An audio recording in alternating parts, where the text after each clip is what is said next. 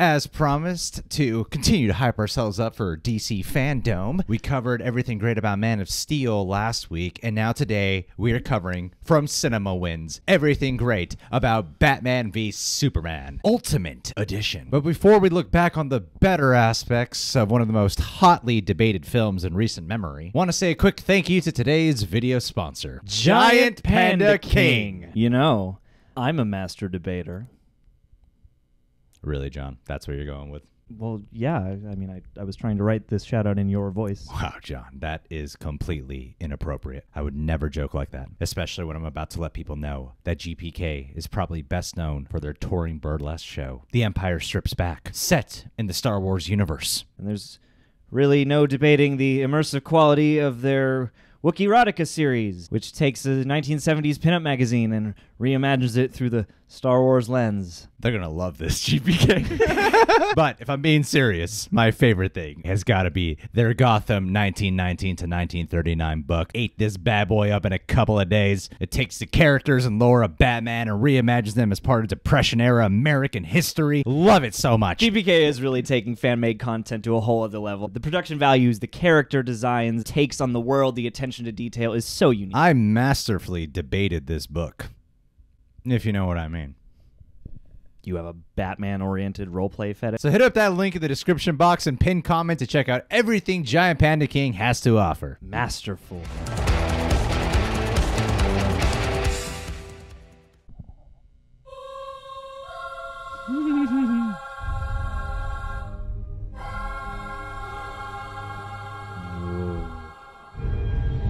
The comedian never knows when to quit.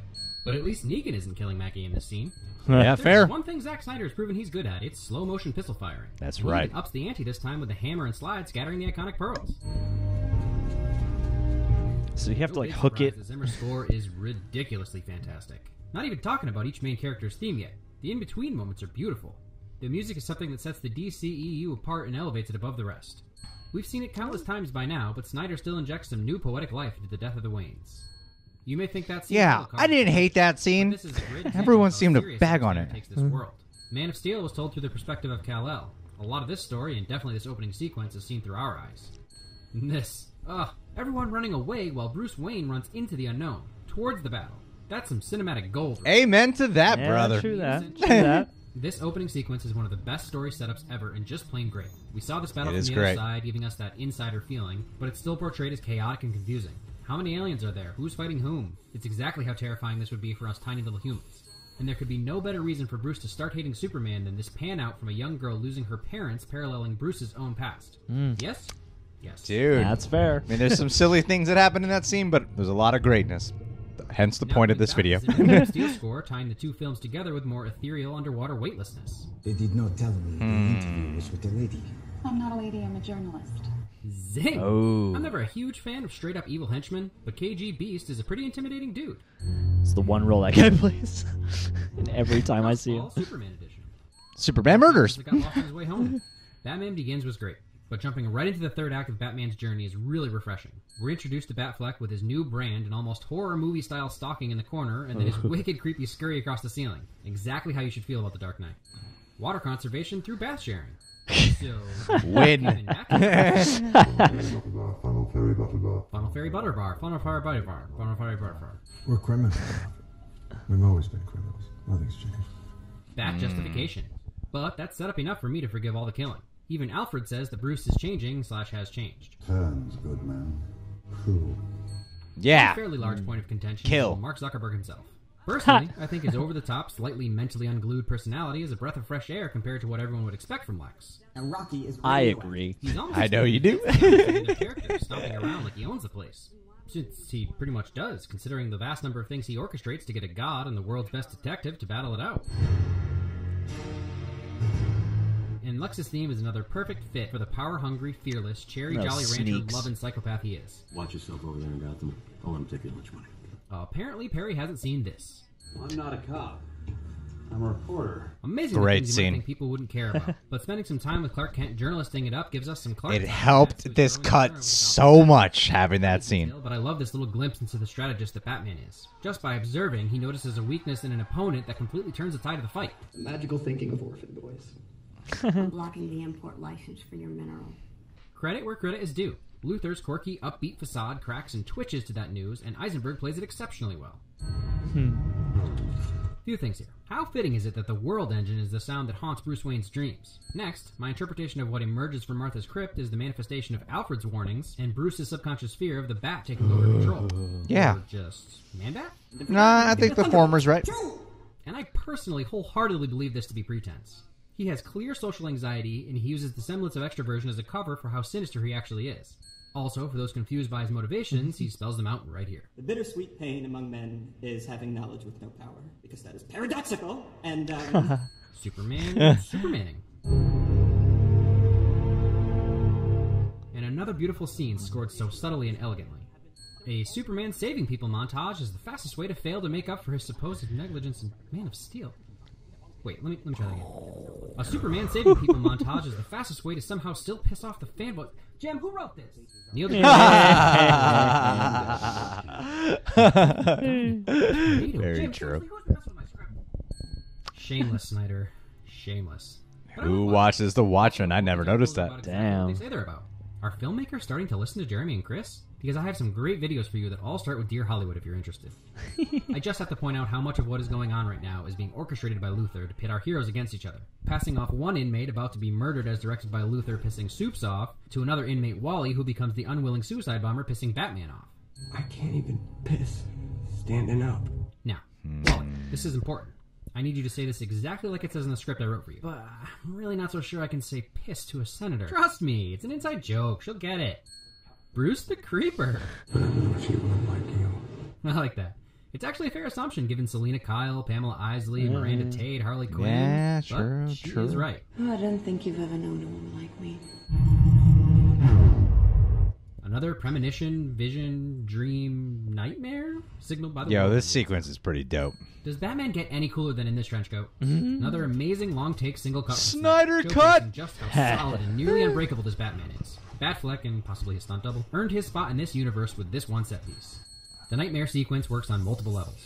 For the casual moviegoer, it's Bruce's worst fears realized and a manifestation of what he believes about Superman. Scary stuff.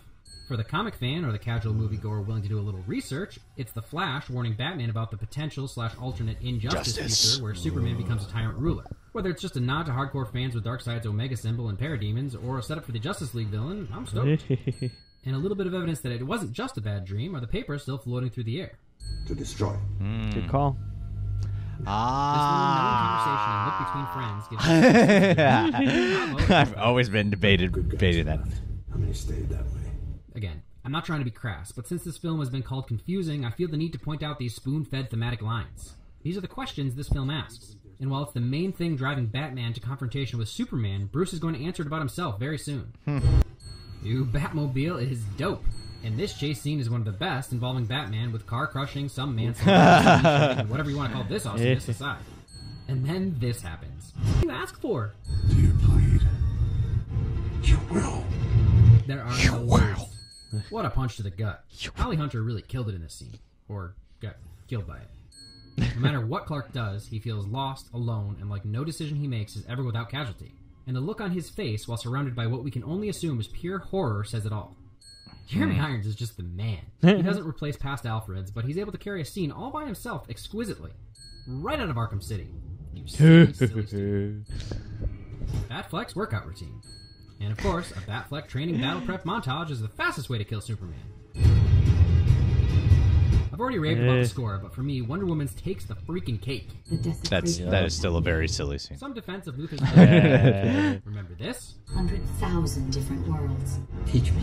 That's good enough for me. With Carla Gugino as a teacher, how could it go wrong? Oh, that's Carla Gugino, huh? Not Lana. Another scene we were a bit confused by, but it's just a visual representation of Clark's struggle. Should he even bother Supermaning, knowing there will always be consequences and collateral damage? Yes. That's some classic Superman for you right there. Always there to comfort Lois Lane, even when he's saving her life. God is all-powerful. He cannot be all good. Lex lays it out for us again. And this wasn't a secret kept for the Ultimate Edition. Lex hates God for myriad reasons, most of which seems to come from the abuse he endured at his father's hands that he feels God did not protect him from. Now that he has a physical embodiment of God in Superman, he can finally have his revenge. All these Justice League cameos are great, but Miles Dyson messing with Cyborg? Did you learn nothing from T2?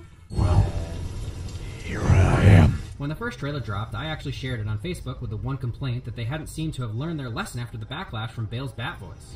I stand so corrected. The voice modulator is awesome. The Bat mech suit is Lego awesome. Batman. Bat is awesome. That first little touch, like flicking a fly, love it. Yeah, People complain that Soup should have tried harder to explain. Really? You wouldn't be a little annoyed? And his plan, even after all this, was still to subdue Bruce into listening. As much as I can't wait for them to be buddies, it's fun to see Bats kick a little butt. Nah, I think Soups could have talked. Yeah. So good. All right, let's see your reasoning. Here we go again. From what I can gather, this is the moment lots of people, especially the critics, turned off their brains. This is not my usual defense of the indefensible. This is plain as day fact. If you didn't get it, please pay attention now. Let's see. Batman does not spare Superman because their mothers share the same name. Batman has spent 18 months obsessing over killing this alien who can destroy the Earth. You are never a god. You are never even a man. It isn't until Superman uses the name that the alien becomes humanized. At first, Batman becomes even more enraged because he thinks it's another trick. Once he realizes it's Clark's mom's name, he starts to understand that maybe they're not so different. He never considered the evil alien had a human mother, or let alone would be willing to die for her. Bruce couldn't save his mother. No matter how many goons Batman brands, he was a helpless kid when she was killed, just like Clark is now. He'll never get to bring his Martha back. Now he has an opportunity for redemption. It literally has nothing to do with their mothers having the same name. That was just the spark that you can see snapping Bruce out of his kill rage that showed him Superman wasn't pure evil. With potentially his last breath, he asked his killer to save someone else. I mean, I There's would no argument. say... It's not confusing. It's not grasping at straws. It's in the narrative. It's the entire reason we were shown the murder of the Waynes one more time. This moment goes down as one of the biggest problems amongst the dissenters, when it's actually one of the most emotionally stirring and theme-appropriate scenes if you're paying attention. And the reason he decided to team up with Soups is because he's finally able to listen to logic now that the kill rage is gone. New Batwing is amazing. Well... Now we're on to things they got so right. The new suit... We'll talk about it. Far the best bat suit yet. He makes a good argument, though. Yeah, I'll give you that. The way the suit looks battle-worn, and how it's the most comic-accurate ever. And now we come to possibly the best set piece of this film. Fight. Bat gadgets, attacks from above like Arkham I Asylum. never liked this fight. Nah, I'm just kidding. It's like one of the coolest things in the world. I was about to believe you. Brutal. Boom! Murder! Brutal. Murder! And some serious beast. Confront your sons. I figured. The cape? Saving your new friend's mom. Doomsday's fine. Whatever. I don't really care. At this point, I look at it as an excuse to unite all of our heroes and give Superman a way to prove how far he's willing to go. Exactly. Which I'm totally fine with.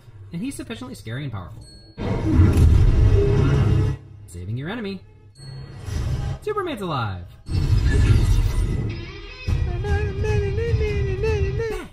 And my brain exploded from far, far, far too much awesome. What the heck? We've killed things from other worlds before. Wonder Woman literally doesn't not steal any scene she's in. Double negative for effect! And her theme kills. I don't care that I already gave it a win, it kills! This is what I mean about Doomsday. Whatever. It could have been a big old bag of marshmallows. Angry marshmallows, obviously. But seeing these three work together, especially with Wonder Woman now, is so winning. Oh, yeah. It should go without saying that this final fight is epic. Everything about it is epic-tastic. And the epicity of Wonder Woman is epic-tacular. And not a single second of epicness let us down. I mean, I'm saying it anyway. So, epic. That was a little smirk like she's having a grand old time.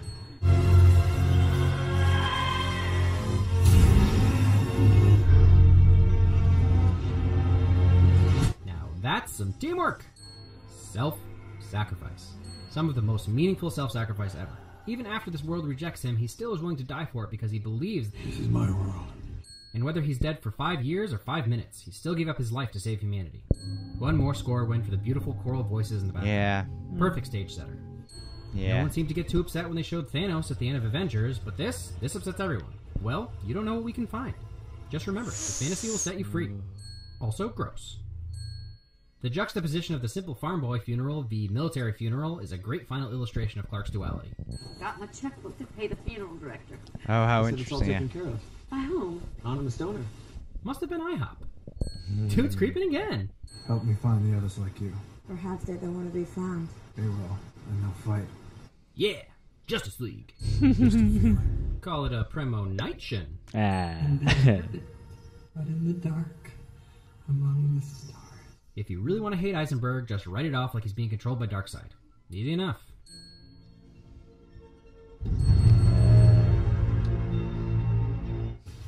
as you've realized by now, I chose the Ultimate Edition because, number one, I wanted to, and number two, this channel has always been about the great things that actors, directors, composers, cinematographers, and even the occasional producers do. Not the studios. The studio cut this film down from Snyder's vision and left it the theatrical mess it was. This version was the film we were meant to see. At the end of the day, I feel some real deep sadness for a lot of the fans who didn't like this movie. Especially DC comic fans. Okay. Because the rest of us got a sensational Batman-Superman movie. Oh, and just for fun, the best Wonder Woman representation. Moreover, call this a cop-out, but had this movie come out 10 years ago, everyone would have lost their minds. But we're so spoiled. We'd be hard-pressed to enjoy a simple beat-em-up Batman v Superman movie, not even mentioning the story-driven one we were given. I'm not saying it doesn't have flaws, and reusing characters that have been portrayed in the past is always a risk and always upsets some people. True. But the characterizations were unique and apropos of this universe. It came up in Man Good of word, Steel, but apropos. Superman is alone on this planet. Lois does the best she can, but ultimately this movie shows us how solitary he feels. Yeah. This film was a perfect continuation from Man of Steel and how he dealt with the aftermath of those events, leading to his ultimate sacrifice for his foreign world he calls home. No one will ever forgive my joke about Batfleck at the end of my Man of Steel video. But none among you saw his performance coming. That's Obviously, very he doesn't true. need to be defending at this point. Batfleck was great. This Cape Crusader, on the other hand, gets some hate for a couple reasons. Killing and killing with guns are the biggest issues. And while Batman does occasionally kill in the comics anyway, I think the bigger puzzle piece here is the type of Batman we're actually getting and where he is in his journey. This is a war-hardened, jaded, grizzled, Robin-less, Joker-beaten I can get on board with His that. morality and the line between criminal I and hero can. is blurred. That's his arc. It's the whole point. He spends the first half of the movie hunting Superman and planning his murder. Not to beat the dead Martha horse, but that was his turning point. He looked into the mirror and saw Joe chill, or whoever killed his parents in this continuity. At that moment, he returns to the Batman we know and love, evidenced by sparing Lex and not even branding him. Lex was quirky and goofy and not the Lex we're used to. Right. Oh, dude, you pick up on such little things I don't pick up on. Motivations, they just couldn't have spelled it out more. He hated his father, he hates God, he believes the oldest lie in America to be, That power can be innocent. and most importantly, he wants that power for himself. I'm sorry that his ultimate plan wasn't about real estate this time. Fingers crossed for next time. I'm not going to go too much deeper into the story, other than to say if you went into this expecting a relatively straightforward Marvel-type plot, just stop doing that. The DCEU is not the MCU. The DCEU is somber, I agree, but it's not without humor. Did you find the spear? Been a little busy. Most of which comes from Batman and Alfred, but Superman had a few one-liners too. I don't know how to lose. You'll learn. There weren't multiple stories in this movie. Unless you want to call setting up the Justice League a separate story, but even that, Bruce is setting it up because he just witnessed Doomsday. So, the Superman sequel discussion of should there be a Superman and who watches the Watchmen was a direct setup for the Batman story. How far is Bruce willing to go until he realizes he's becoming the very thing he set out to stop? It's a line right out of Aaron Eckhart's version of Harvey Dent's mouth in The Dark Knight. Yeah. You either die a hero or you live long enough to see yourself become the villain. No one stays good in this world. Could this have been 2 movies? Sure. Doesn't mean the story was difficult to follow. If nothing else, I hope this encourages you to go watch the Ultimate Edition if you haven't already. It is worth your time. In the end, we got a lot more of Lex's plan and how intricate it was with everything he set up and how he attempts to frame Superman and Very pit true. Batman against him. I also appreciate the extra motivation for Clark throughout his investigation of the Bat. While I stand by the theatrical is still a pretty decent movie, the studio removed some of the heart and really butchered a lot of the flow by just randomly moving scenes around, like this one. Since they cut Jenna Malone's scenes, they interspersed this bathroom scene in the middle of Batman's getting ready for the party scene. Just so bizarre. They just reordered random cuts. I really hope the studio learns from this next time and just releases the original cut. Take the loss of an extra showing and realize that the millions of dollars you forfeited from those immediate negative reviews would have been far made up by the tens of thousands of people who decided not to go to this movie based on a 27% Rotten Tomato score. Or ignore us and keep doing what you're doing. Obviously, Zack Snyder is just a hack. It's not like this is the 3rd time his vision for the movie has been the better version. Everyone totally loved Watchmen and Sucker Punch's theatrical versions. Totally. And I totally take back everything I said about my faith in Snyder and Goyer. Totally. But Batfleck, man, have you seen Reindeer Games? You will. You will. You're a thought-provoking mother effer, CinemaWins.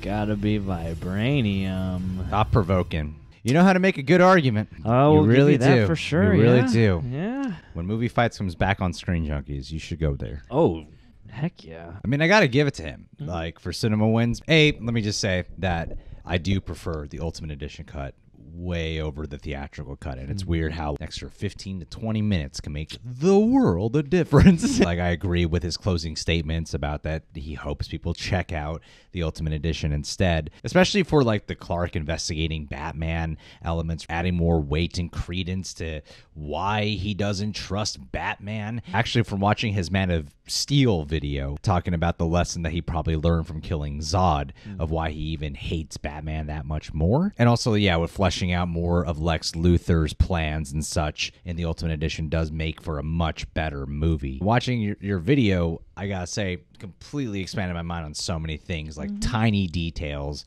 throughout. That's what you did with the Man of Steel video as well. I was like, oh, I never picked up on this. I never saw this, of the tiniest bit of details, especially everything about why Lex is the way he is and his philosophies and how much that factors in to his motivations, the purpose for everything that he's orchestrating. He kind of expressed the ideologies, but I guess the trauma of his dad was something that I didn't really latch onto, but the way you lay it out here, I'm like, oh, damn, it is in the movie. yeah, and I mean, that's something worth at least giving credit for, because while I don't necessarily think that everything illuminated by this video necessarily plays well in the movie, this did give me a greater appreciation for a lot of the ideas at the very least. And intent exactly throughout. Yeah and what they were going for in meanings and themes. Liked some more tiny details of witnessing more of the character arc of Batman in here, when he has Lex and he's threatening him at the very end and he doesn't hit him and he doesn't even brand him, going away from the harsher violence. And even with the flash dream sequence of noticing the papers in the background, because I always thought that was kind of goofy. I like the nightmare sequence, I thought was cool, but my mind thought it was goofy of like, so he has this premonition dream and then he wakes up in another dream where the Flash is. Two layers of dreams. Inception. Just getting all this information, but showcasing that it's not really a dream with the papers flying in the background and that maybe it was Flash who was taking him through all this stuff. I thought was a nice nugget to pick up on. And even from the opening sequence of the nightmare scene, how you said there was the world engine sound from Man of Steel, I never picked up on that. Like that, oh, that's the world engine from Man of Steel. You know? Yeah, and it seemed like that was used a couple times to trigger things in this movie, and that gave me again a greater appreciation too for the connective tissue that these movies have, and that must have come with some foresight from Zack Snyder and crew. The whole thing with Batman's theme, like I actually, as much as a big Batman fan I am, we had the Dark Knight trilogy right before this, which made it crystal clear Batman does not kill. Like, that's such a big part of Bruce Wayne in those three movies. It's such a thing, you know? The Batman movies before, people weren't really complaining about like when Michael Keaton killed. No one was really furious about that. And then to do this right afterwards, weirdly enough, I actually didn't really have a problem with him killing. The gun thing actually distracted me more than anything else.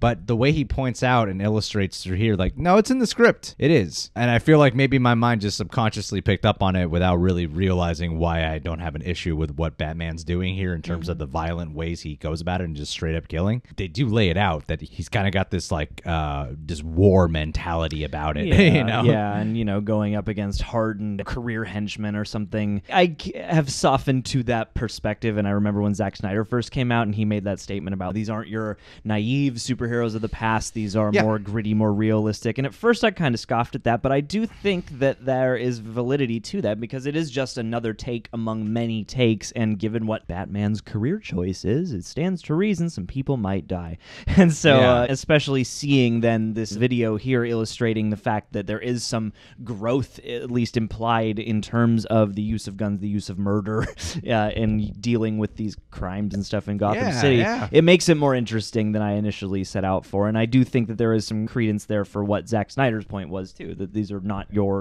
granddad's Superman and Batman. The thing with Superman, though, here that I can't fully meet you on board with is, this is what I mean. You do such a great job at illustrating the intent that you almost completely win me over on some things. And there are some things you totally have swayed me more on, like the Superman saving people montage.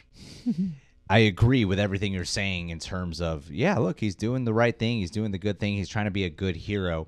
I think the reason why people got so mad about it was because he looked like fucking miserable the entire time he was doing it. Yeah, and he's got the suit on and he's looking miserable, but it seems like he's fully fledged Superman. I almost wonder if those moments might have played better if he was just in plain clothes. He just seems so stoic and serious about any time he's around people. I'm not talking about like if he's saving that rocket launch from going off badly and he like, okay, yeah, if you look like fuck, this is a hard thing, I get it. And some stuff I think was going for more visual imagery, trying to thematically communicate certain things, like that moment there's a flood and there's people on the roof and they're looking up at Superman who's just hovering above them in a slow motion sequence, and you're just looking at Superman. A part of my brain, at least, and I know other people did, but my brain was like, why are you just hovering? Yeah. Like, do you not want to do this? Do you not want to help them out? And maybe the whole purpose of that was to show this is exhausting on him. This is emotionally tiresome for the guy. He's gonna do it. He's gonna save people, but he is at odds with, is there truly a purpose? So maybe the whole point of it is to raise those questions. And can I do this without causing other damage in doing so? Yeah, and I guess we never really got anything from Man of Steel or BVS where it looked like the joy of being a hero. Yeah, that compassion and empathy that would drive that theoretically. And if there was something in between, and maybe this Superman is not meant to have that at this point. Like, he just kind of is, I don't know why I'm doing this. You know? I feel like it's a very valid thing coming out of Man of Steel because so much of that movie revels in his place in the world or lack thereof. And I think that the debate about his role in the world in BVS is also, again, the intent I think is admirable, but I do think that the movie didn't articulate it well because it doesn't show any dimension. Yeah, there's no like positive anything tacked on to what he's doing other than the logic of going, yeah, he's completing these acts, but he does look so somber, and I wish we could have at least explored that. Well, it's because you have the moment with the courthouse explosion, and that face is the same face he has when people are around him being like, oh, Superman. Yeah, it's this weird singular note. And again, I can understand what he must be feeling, but I do think it's a flaw of the movie to put that in there so heavily and not explain it if it's intentional, or not explore it or show you some dimensions, dynamics to Clark, because those are two people too, Clark and Superman, and there is an interplay. And to really dumb it down into the overly simplest terms, it would just be nice to see him crack a smile once in a while or show some other emotions once in a while. Like, even his one-liners aren't that. He doesn't seem like he's enjoying the one-liners at all. You'll learn. I don't remember what we said in our non-spoiler review when we first reviewed this movie, but I've always been... I feel like I've always been okay with Lex. You know? And this actually just further went to go like, yeah, now I really have no problem with Lex. Other than the fact of like, yeah, this plan is like really convoluted. At the same time, I've liked Jesse Eisenberg's weird, eccentric take. And we've said it multiple times that we do enjoy it. It's not my preferred Lex Luthor, but for what it is in this movie, I think his Lex actually works for this film. Yeah, and I think that that's something that you can let go of if, you know, you're not necessarily holding everything to the classic depictions of the comics or something like that. And it's true. I think it's a good point that he brought up about how anytime recycling a character, it's a risk. You know, you're running a risk. I think that this did a nice job of just at least touching in on what his motivations are for the people who it wasn't as clear for. And yeah, I liked especially the little details he brought up about like his one-on-one conversation with Holly Hunter and the way you can see like that anger and that rage boiling up. So as much as, you know, his quirky, tickish demeanor, I understand why that upsets people. I think the truly maniacal, angry Lex is in there, you know, and it's apparent in the movie. I feel like it's all there, and it's the part of the movie that I never really took gripe with. I think Batman working out is still very unnecessary to fight Superman. I think if anything, that would just make it harder for him when he has his fight. It's going to make you sore. No amount of human physical strength you build up is really going to do it. If anything, you should be working on your speed. You're relying on hydraulics, my man. You got a mech suit for this exact purpose. Maybe stretch. It's just for his mental game. He just wants to feel. I'm just so angry. I need to fight right now. The emails and those scenes I've never really latched onto. I didn't really feel much of an argument to be made here, but I'll admit, I think the scene's kind of goofy, but whenever I've like Googled the scene on YouTube, I always watch the whole thing, being like, "Yeah, look at them, it's cool." It's a good commercial. It's cool when you watch it. I actually like it when it's not in context of the movie. Yeah, and I will again give you the credit that yes, it would make total sense for Batman to be compiling a list of super folks in case Superman becomes a threat. I don't think the movie itself articulated it very gracefully. Yeah. The Ultimate Edition really is a lot better, though. You should check it out. I would like to. This actually, your recommendation and this video have clinched it. And now the Martha scene. There's a couple of times at least where you said that it had nothing to do with the fact that they both share the same name, the moms. It has something to do with that. Yeah, I'm not even going to really use that against you. I'm just saying that I think everything you said actually is a part of it, and the fact that they share the names is included in that as well. I wouldn't say that it has nothing to do with it. And because it's supposed to trigger that. It's supposed to direct root that memory. You do say it's a spark. I think it's more than just a spark. I think it all factors in. I wouldn't try to discount it. I think the problem is people only thought it was that. Yeah, I do agree in his assessment that, once people had that knee jerk, they commit to it. Yeah, you really opened my eyes on the power of that scene. That's what I got to give you a lot of credit for. The intent. There's a lot of themes and character moments within that I was like, I never read into any of that. I'll say that you persuaded me on a lot there. The thing I can't agree on, though, not really the save Martha line. It's more of, I get if Superman's fucking annoyed with Batman leading into the fight. I would get that, but I'm like, you still had plenty of... Like, I did a video when this movie came out on, like, DVD or something of, like, the amount of times he could have said, save Martha, or, like, explain the situation. There's so many breaths in between. You can just, like, say just a couple of sentences. My mom is kidnapped. We need to go save her. Lex, like, you're 2 sentences away at any moment, and he just spends so much time going, you need to listen to me. Listen to me.